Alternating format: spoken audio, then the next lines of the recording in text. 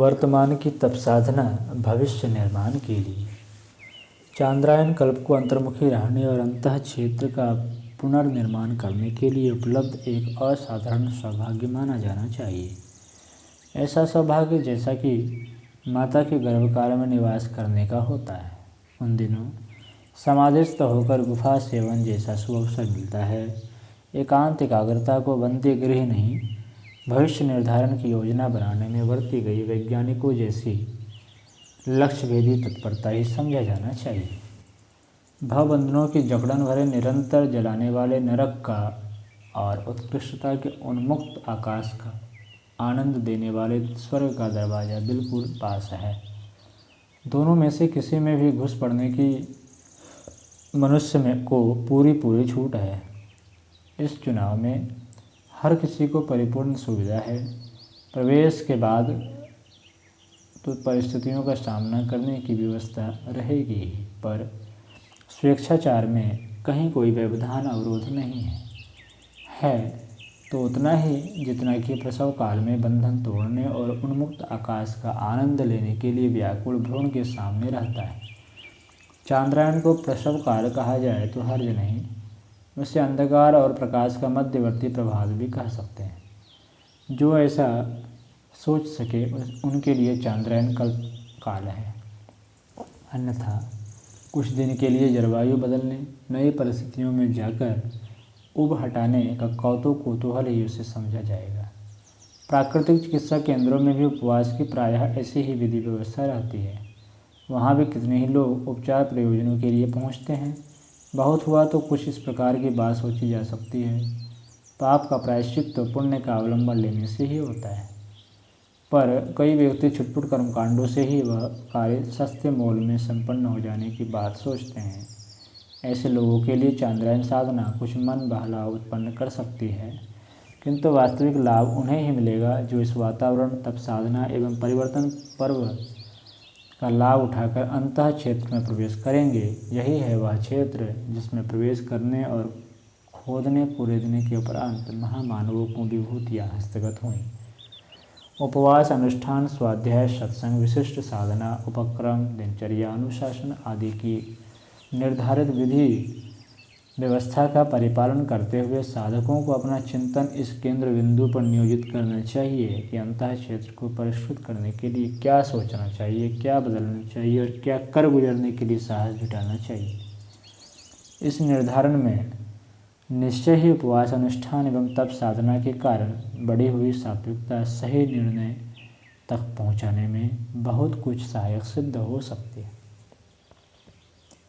इन दिनों भौतिक चिंताओं, आकांक्षाओं, स्मृतियों से जितना विरत रहा जा सके उतनी ही आत्मचिंतन में सुविधा रहेगी। जिनका मन परिवार व्यवसाय में ही पड़ा रहेगा वे दूर रहने के कारण कुछ कर तो सकेंगे नहीं, उल्टे चांद्रायन काल में विकसित होने वाली पवित्रता प्रखरता की दोनों उपलब्धियों से वंचित रखने वाले दुर्भाग्य दुश्चिंतन अकारण सिर पर लादे रहेंगे। इसलिए उचित यही है कि कुछ समय के लिए अपने को अभ्यस्त ढर्रे से विरक्त वैरागी सन्यासी बना लिया जाए। यह समय उसी स्तर का जीवन यापन करने में व्यतीत किया जाए।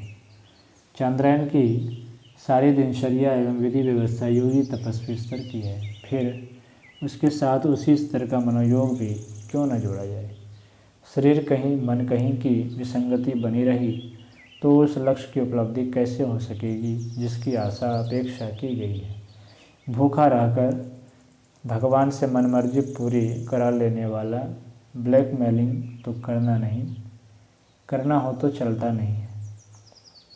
ऐसी दशा में उचित उपयुक्त यही है कि शरीरचर्या की तरह विचारणा में प्रज्ञा का और अंतरात्मा में श्रद्धा का उच्चस्तरीय समावेश करने का प्रचंड पुरुषार्थ किया जाए।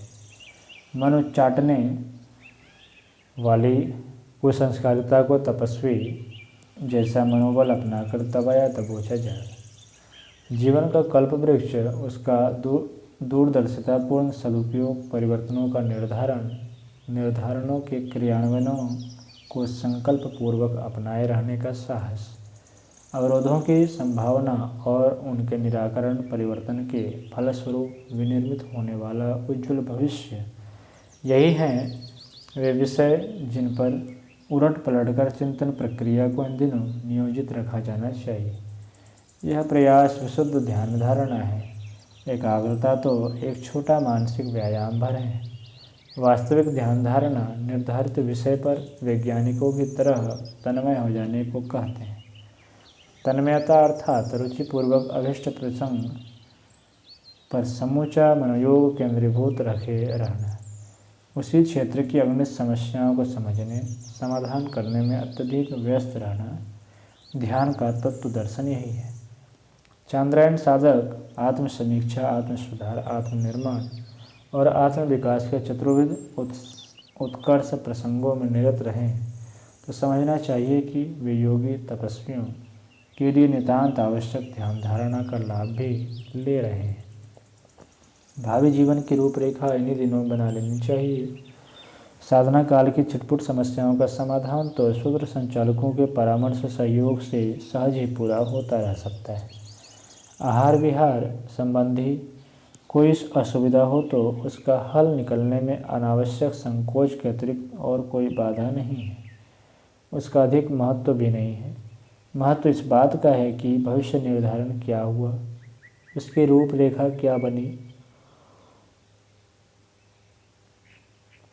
अवरोधों से निपटने की सूझबूझ किस स्तर तक उभरी, परिवर्तित दिव्य जीवन के लिए व्रतशील रहने का साहस किस सीमा तक परिपक्व हुआ। इन सारे प्रसंगों पर इन दिनों जितना अधिक मंथन किया जाएगा, उज्ज्वल भविष्य की रूपरेखा उसी अनुपात से बनती और सुनिश्चित होती चली जाएगी।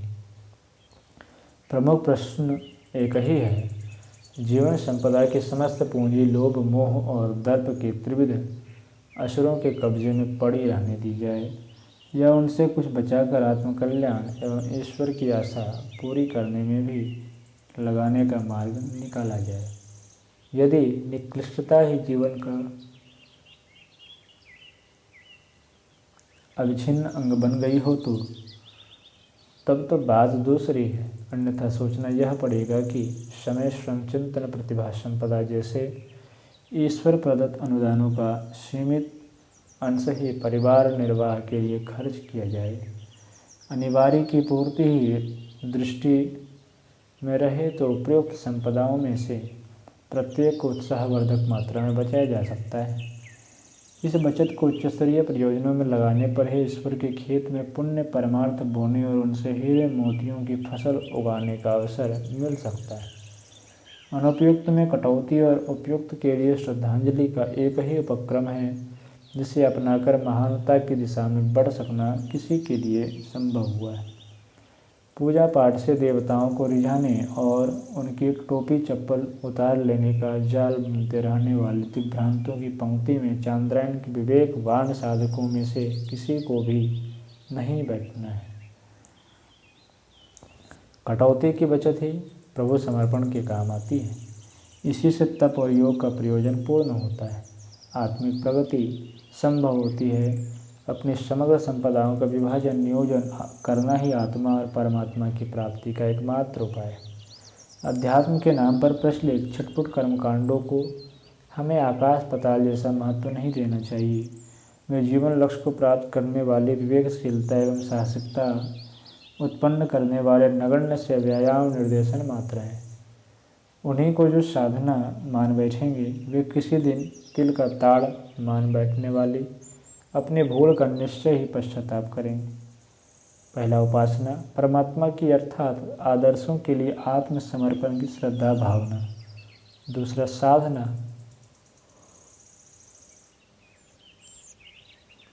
अंतरात्मा की जीवन देवता की अर्थात कुसंस्कारों से जूझने और सद्गुणों को अभ्यास में उतारने वाला पराक्रम।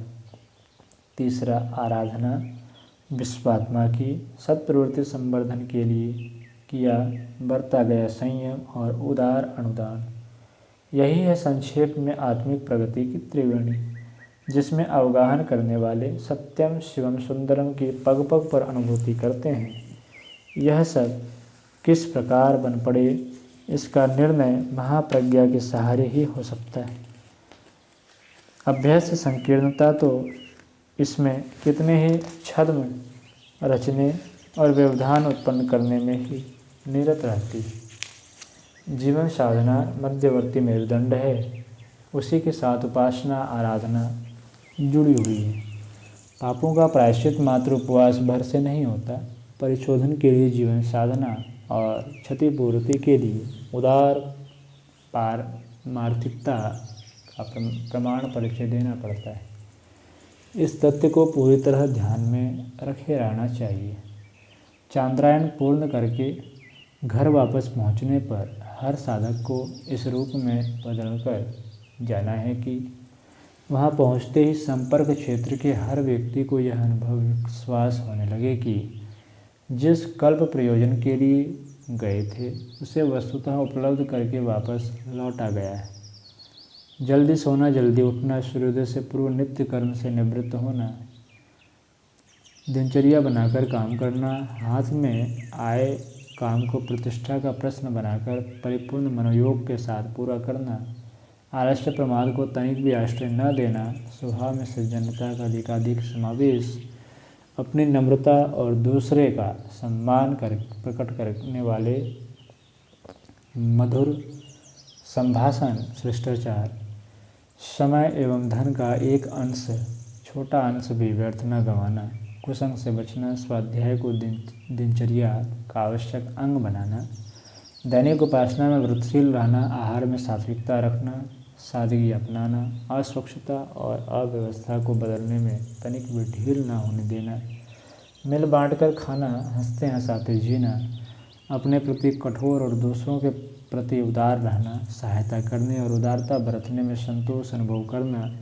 अवांछनीयताओं के प्रति असहयोग, विरोध एवं संघर्ष की प्रवृत्ति जीवंत रखना, धैर्य, साहस और विवेक के तीनों मित्रों का कभी साथ न छोड़ना, जैसे थोड़े से ही जीवन सूत्र हैं जिन्हें व्यवहार में उतारने पर व्यक्तित्व में प्रखरता आती है, प्रामाणिकता बढ़ती है, फलतः प्रगति पथ पर तेजी से बढ़ चलने का शुभ अवसर मिलता है।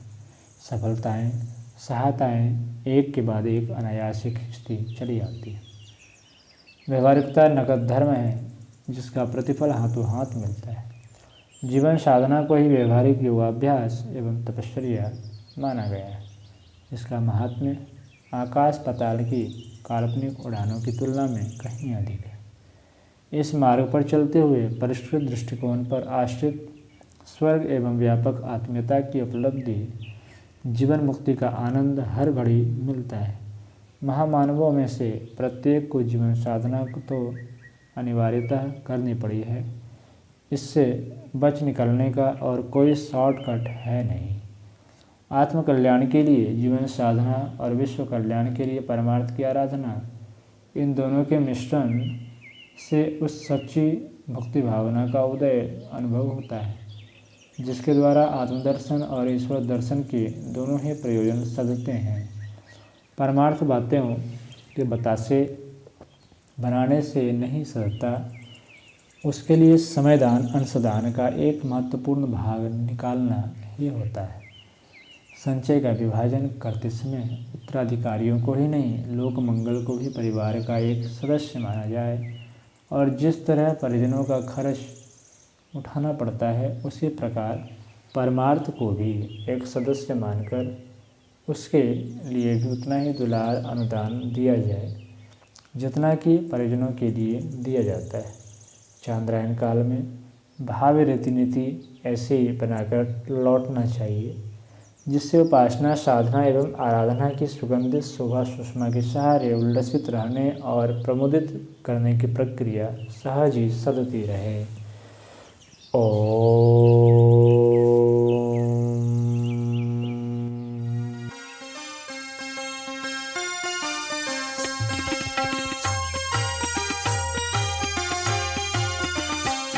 चलो गुरुदेव के सपने सजाने की शपथ ले लें। चलो गुरुदेव के सपने सजाने